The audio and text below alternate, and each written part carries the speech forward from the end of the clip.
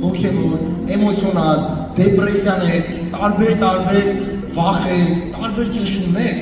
իմացի մի բան, երբ որ դու կանչում ես Աստծուն, ասում ես, բայց չի փոխվում, ախր չի հասկանում ոնց որ ինձ Աստված, որ տանջվում եմ արդեն, մեր տեղ չկա,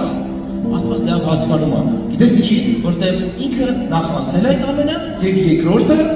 ինքը քո հետա քո ներության մեջ, քո կողքին է, որ քեզ բարձրացնի ու քեզ տա կյանք եւ ավելի, որ դու ապրես, ոչ թե մեռնես քո ներության մեջ։ Ու ներությունները երբեք չի տալիս, որ մեզ, գիտեք, շատ անգամ ենք ասում ներությունը գալիս է որ ուժեղացնի, չէ, ներություն կա, որ դա ու թուլացնում է։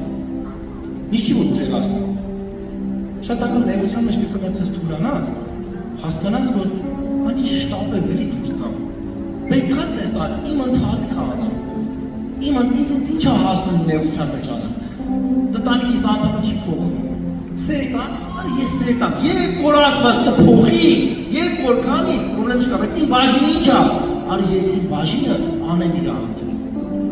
Խնդիրների պարտքերի մեջ ես, դժվարության մեջ ես, ոչ թե նստի ասա, ոնց անեմ Աստված իմ մենակ աղոթում ես, всё, չէ, հեյ գնա աշխատի այն 100,000 դրամը, որ դու ասում ես 100,000 դրամը իմ համար հարց չի լուծվի, մի միլիոն նայում հարցել է, ոնց 100,000 դրամ եմ աշխատեմ ժամը, գնա արա քո քայլերը, չգիտես, որ երրորդ քայլին է լինելու բոլորների բժշկությունը, բայց իրան ընթացքի մեջ է։ Շարունակի քո ընթացքը, շարունակի անել քո պատասխանատվության բաժինը ու շարունակի